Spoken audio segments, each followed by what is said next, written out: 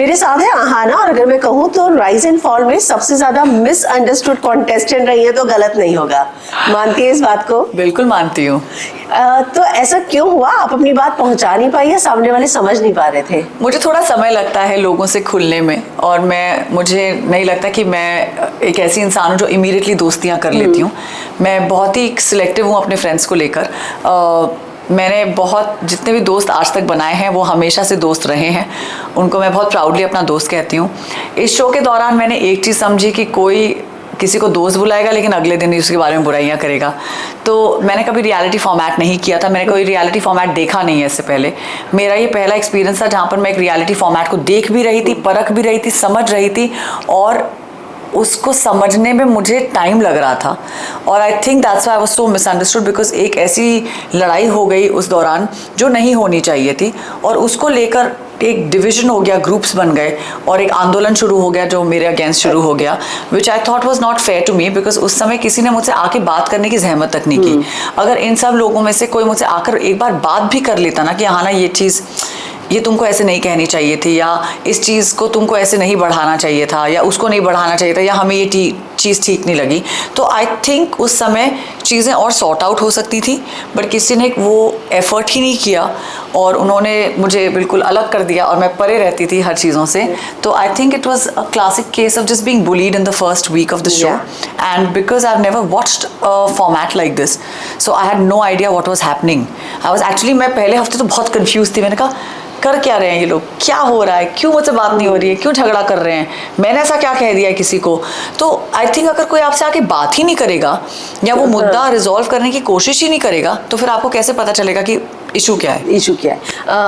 मुझे लगता है कि आपने शायद जो दोस्त चुन लिए स्टार्टिंग में, वो भी थोड़े गलत चुन लिए। जिनको आप दोस्त मान रही थी वो तो आपको कॉलीग ही मान रहे थे, राइट? कुबरा ने शायद ये स्टेटमेंट दिया, उन्होंने स्टेटमेंट दिया है, लेकिन वो उनका स्टेटमेंट है, वो उनका थॉट प्रोसेस है, वो मैं चेंज नहीं कर सकती हूँ। मुझे नहीं पता वो किस बात को लेकर मुझसे खफा है। अगर वो हैं तो मैं उनको बस इतना कहूँगी कि समय बदलता है, वक्त बदलता है, लोग बदलते हैं, और आपका एक दूसरे को देखने का नज़रिया बदलता है। तो अगर आप कुछ समय देंगी इस चीज़ को, शायद आप इस चीज़ से बाहर निकल पाएँ। क्योंकि अगर उनको मेरी कोई बात बुरी लगी थी, उनके पास वक्त था, वो मुझसे आकर बात कर सकती थी, क्योंकि हम लोग बेसमेंट में भी एक साथ थे, 1-2 दिन थे।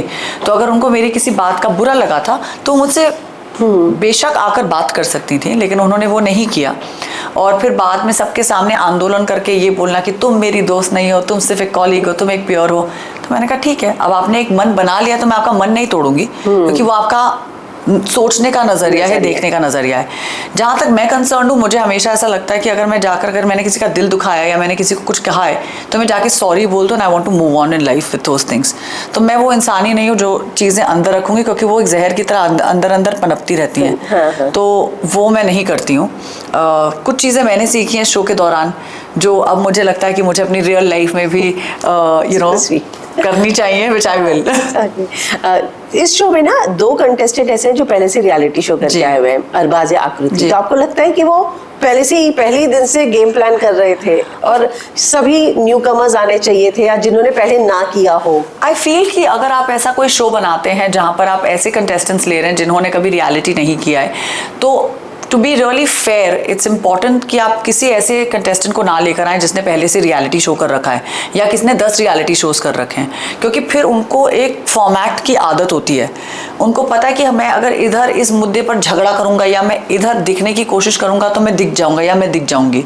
तो मुझे for the life of me बहुत ऐसी चीज़ें होती थी, मैं उनको ऐसे देखती रहती थी, मैं कहा क्यों झगड़ा हो रहा है, किस बात को लेकर झगड़ा हो रहा है, और ये लोग क्यों चिल्ला रहे हैं। तो बहुत चीज़ें ऐसी होती थी कि लोग चिल्ला क्यों रहे हैं, किस बात के लिए चिल्ला रहे हो भाई। मुझे अभी भी वो मुद्दे नहीं समझ में आए।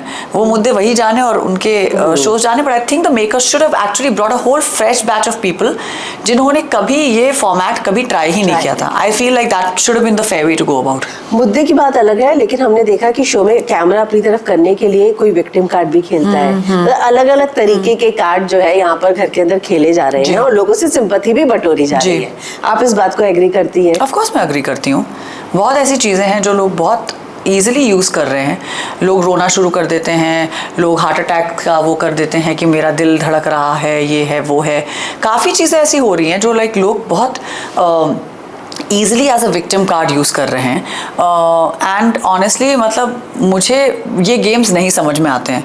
मैं एक बहुत ही स्ट्रेट फॉरवर्ड लड़की हूँ, जिस तरह मैं लाइक मेरी परवरिश हुई है एक बहुत ही स्ट्रेट फॉरवर्ड तरीके से हुई है। अगर मुझे किसी चीज़ की कोई चीज़ बुरी लगती है मैं जाकर बोल देती हूँ कि भाई मुझे ये ठीक नहीं लगा है, तुम बता दो कि मतलब क्या करना है। लेकिन आई डिड अंडरस्टैंड दैट लोग यहाँ पर इतने ज़्यादा मुखौटे पहने हुए थे और लोग इतने सारे विक्टिम कार्ड्स यूज़ कर रहे थे कि अगर आप इतने सारे विक्टिम कार्ड्स एक साथ देखते तो आप बोलते हैं भाई तू खेल ले, भाई तुम कर लो, हम यहाँ से निकल रहे हैं। मुझे क्योंकि मुझे तो वैसे भी ऐसी जगहों पे रहने का कोई शौक नहीं है जहाँ पर मेरी मेंटल हेल्थ अफेक्ट होगी या मेरी सोचने की क्षमता कम हो जाए, क्योंकि मैं ना इस दुनिया से कभी आई हूँ ना मुझे इस दुनिया में कुछ मतलब नाम कमाना है। मैंने हमेशा वो काम किया है जिसमें मैंने अपना नाम अपने बलबूते पर कमाया है और कभी टसवे बहाकर या ऐसी चीज़ें करके कभी ये नहीं बोला है कि अरे अरे मुझे देखो मैं ये नहीं करना चाहती लेकिन वही जाकर करते हैं। क्योंकि अगर ऐसा होता तो मेरे पास इतना लंबा चौड़ा करियर नहीं होता और मैंने इतना काम इंडस्ट्री में नहीं किया होता। जैसे धना के मुँह से हमने कितनी बार डायरेक्टली इनडायरेक्टली जहाँ ज़रूरत ही नहीं थी जी के बारे में जो ब्रेकअप था उनके बारे में सुना, या पवन जी ने अपनी वाइफ की स्टोरीज शेयर की। तो आपको लगता है कि जहाँ ज़रूरत नहीं है तो ये एक प्लेटफॉर्म को यूज़ भी कर रहे हैं वो अपनी पर्सनल बातों को? मुझे लगता है अगर आपको एक दो बार इस बारे में बात करनी है आप कर लीजिए, बिकॉज आई डोंट थिंक पवन जी ने कॉन्स्टेंटली अपनी पर्सनल लाइफ के बारे में कोई बात की है। I think he spoke once, एक बार ही बात की और उन्होंने वो मैटर उसके बाद उन्होंने वो मैटर रफा दफा कर दिया because he knows how to move on. एक चीज़ को 10 बार दोहराना 50 बार दोहराना मुझे लगता है वो ठीक नहीं है। पर I think she wants to do it and that's the route she is taken through the show, but I feel that's really her choice. Everybody is an as a grown up, is an adult, is an individual, they have a choice. You have a choice how you want to play the game. You've come here to play the game or you've come here to put your story forth. So आप वो decide कर लीजिए फिर then you can then take the narrative or the route from there on. So she's decided to do something and she's doing it quite well. So I think if she wants to talk about it, it's really up to her. That she wants to go on and on. I feel like it's important to keep your past behind. And right now, because the platform that you have got is clearly about talking about the show and about the game, but that's really been kept in the back burner. वाली के साथ आपकी एक बहुत बड़ी fight हुई जी, जो बाहर बहुत गुज्जी, आपको उसने बुढ़ी शादी सब कुछ कहा, आपने भी उसे लीचड़ बोला। मुझे याद ही नहीं है सब। I think I blacked out because इतनी आवाजें होती तो मेरा वो फॉग हो जाता है। I'm just like क्या बोल रहा है कोई। तो अभी भी आपकी ओपिनियन उसके लिए वैसी है या कुछ बदली है? नहीं बदली है। मेरी और बाली की एक्चुअली काफी बातें हुई बेसमेंट में and I think that's what the beauty of the show was, that अगर आप अपने पर्सनल ग्रजेस पीछे रखकर गेम पर ध्यान दें और आप इन चीज़ों को पीछे रखें, क्योंकि the pace of the game was so fast, it was so quick that you can not keep repeating what has happened in the past. And Ashmir ने बहुत बार ये भी बोला था कि आप अगर वही चीज़ या वही मुद्दा लेकर बैठेंगे जो आपने पहले सप्ताह में बोला था और आप तीसरे सप्ताह में हैं, ये गेम आपको समझना चाहिए कि 6 सप्ताह का है। अगर आप तीसरे सप्ताह में वही बात दोहरा रहे हैं जो आपने पहले सप्ताह में दोहराई है, तो आप इस गेम में आगे कैसे बढ़ेंगे? तो आप ये गेम में आगे ही नहीं बढ़ पाएंगे। और ये मुझे लगता है कि जीवन का भी एक रुख है, जहाँ पर जीवन में अगर आप एक ही चीज़ पकड़ के बैठ जाएंगे तो आप उसी चीज़ के बारे में उसी को कुरेदते रहेंगे, आप आगे कैसे बढ़ेंगे?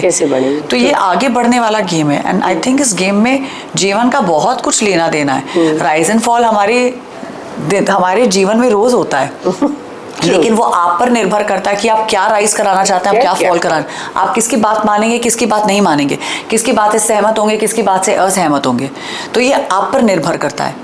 और इस गेम में ये सारी चीजें, इन सब का मिश्रण एक साथ इस गेम में है। ट्रू। पवन जी के साथ जो है आपका एक बहुत ही लड़ाई तो हुई, लेकिन वो जो बॉन्ड था, जाते हुए उन्होंने स्टेज पर बुलाया, आपको हक किया और कहा कि आपने मेरी मम्मी के पैर छुए तो मैं थोड़ा झुक भी जाऊं। तो आपको लगता है कि वो इतने बड़े सुपरस्टार हैं, उसके बावजूद जो उन्होंने शो किया वो कितनी बड़ी बात थी? आपकी बात हुई बाहर आकर? नहीं, मेरी बात नहीं हुई है बाहर आकर। मैं उनसे उम्मीद कर रही हूँ कि मेरी उनसे एक बार मुलाकात हो जाए, क्योंकि उन्होंने सच्ची मेरा दिल जीत लिया उस दिन। मुझे पता था कि वो किसी बात को लेकर बहुत खफा थे मुझसे। काश उन्होंने मुझसे पहले इस बारे में बात कर ली होती, इसके बारे में चर्चा कर ली होती, क्योंकि वो पूरे घर में सबसे बात करते थे लेकिन मुझसे नहीं करते थे। तो शायद उनको मेरी भाषा से लेकर कोई समस्या थी, तो मैंने कहा कि मैं उनको कह देती कि पवन जी मैं आपसे तो हिंदी में ही बात करती हूँ ना, बाकी से तो मैं अंग्रेज़ी में करती हूँ, क्योंकि मेरा लहजा वही है बात करने का। मैं कोई कैरेक्टर थोड़ी ना प्ले कर रही हूँ इस गेम के दौरान में। इस गेम के दौरान मैं यहाँ पर सबसे घुल मिलकर एकजुट रहकर एक साथ सबके साथ आगे बढ़ने आई हूँ। पर काफ़ी ऐसी चीज़ें हुई जो नहीं होनी चाहिए थी। बट जब ये स्टेज पर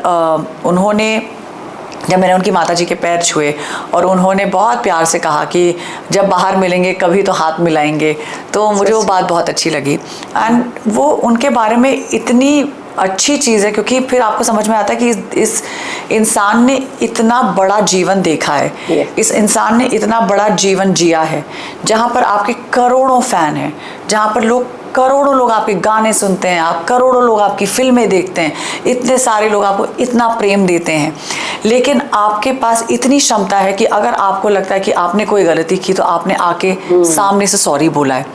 ये बहुत बड़ी बात होती है। काश उन 15 कंटेस्टेंट्स में से किसी ने भी ये सोचा होता और एक दूसरे को सॉरी बोलने की क्षमता रखते, तो आज वो लोग उस दुविधा या उस दशा में नहीं होते जिसमें वो लोग हैं आज। और मेरा भी यही मानना, अगर मैंने किसी का दिल दुखाया है तो मैं जाकर उनसे सॉरी बोलूं और वही मामला रफा दफा करूं और आगे बढ़ने की कोशिश करूं। सो पवन जी जब मुझसे गले मिले, उन्होंने सॉरी बोला, मैंने उनको सॉरी बोला, उन्होंने कहा भूल जाइए पिछली बातें, मैंने कहा चलिए भूल गए। So it was very sweet of him to do that, and it really shows, it reflects very nicely on him, and he had a very graceful exit from the show. Yes. जब हम ऐसा show करते हैं ना, तुम्हें प्यार भी मिलता है, ट्रोलिंग भी होती है। बहुत ट्रोलिंग होती है। कौन से फैंडम से सबसे ज्यादा मिल रही है? पवन जी के। यस। आप ट्रस्टी पे चली गई थी, आपने बोला ट्रस्टी। वो समय सोचा ही नहीं मैंने, मैं क्या बोल रही हूँ। पर मुझे काफ़ी ट्रोलिंग हुई, मेरी बहुत ज़बरदस्त ट्रोलिंग हुई पवन जी के फैंस से। बाकी और मुझे नहीं लगता किसी ने मुझे और ट्रोल किया या कुछ भी बोला है मेरे बारे में। हाँ। पर इसको लेकर काफ़ी मेरी ट्रोलिंग हुई थी और मुझे पता ही नहीं था कि किस लेवल की ट्रोलिंग होती है जब महिलाएं कुछ अगर बोल दें किसी के बारे में, किसी मर्द के बारे में, तो किस लेवल की ट्रोलिंग हो सकती है। ये मैंने पहली बार एक्सपीरियंस किया है लाइफ में। पर क्योंकि मुझे ऐसा लगता है, क्योंकि पवन जी के मन में मेरे अगेंस्ट ऐसी कोई बैड विश नहीं है, क्योंकि वो नहीं बोलते, क्योंकि मुझे पता है एक चीज़ मैं उनके बारे में समझ गई थी, वो जो हैं वो मुंह पर बोल देते हैं। तो अगर वो जैसे हैं, अगर उनको नहीं पसंद है वो मुंह पर बोल देंगे, अगर उनको पसंद है वो मुंह पर बोल देंगे। तो वो अपने अंदर अपने भीतर कुछ सीमित नहीं रखते हैं। तो अगर पवन जी ने और मैंने ये बात पीछे रख दी है, तो मुझे ऐसा लगता है कि उनके फैंस को भी ये बात पीछे रख लेनी चाहिए। और मैंने उनसे क्षमा मांगी है, उन्होंने मुझसे क्षमा मांगी है, एंड आई थिंक वहाँ पर हम लोगों ने मैटर सॉल्व कर दिया है। किसके टच में बिल्कुल नहीं रहना चाहेंगे? नहीं, ऐसा कुछ नहीं है। मैं पहले भी किसी के टच में नहीं थी, इसमें से किसी के भी, तो मुझे नहीं लगता कि मैं आगे भी किसी से ऐसे टच में रहूंगी, except for Arjun, because Arjun मेरे एकमात्र मित्र हैं वहाँ पर। But I would like to stay in touch with Aarush. I think he is absolutely fantastic. वो लड़का जैसा उसका नाम भोला है वो वैसा ही भोला है। वाओ। चलिए जाते हुए, घर में सबसे फालतू सदस्य कौन है? फालतू मतलब जो कुछ नहीं कर रहा है? आदित्य। आग में घी डालने का काम कौन कर रहा है? आग में घी? मुझे नहीं लगता कि मैंने छोटे से मुद्दे को बहुत बड़ा कर दिया। आकृति बेकार में। हाँ जी। गिरगिट। कुबरा। हाथी के दांत खाने के और दिखाने के और? कीकू जी। और 900 चूहे खा के बिल्ली हज को चली? धनश्री। कौन? धनश्री। धनश्री। तो चलिए, thank you and all the best. Thank you so much.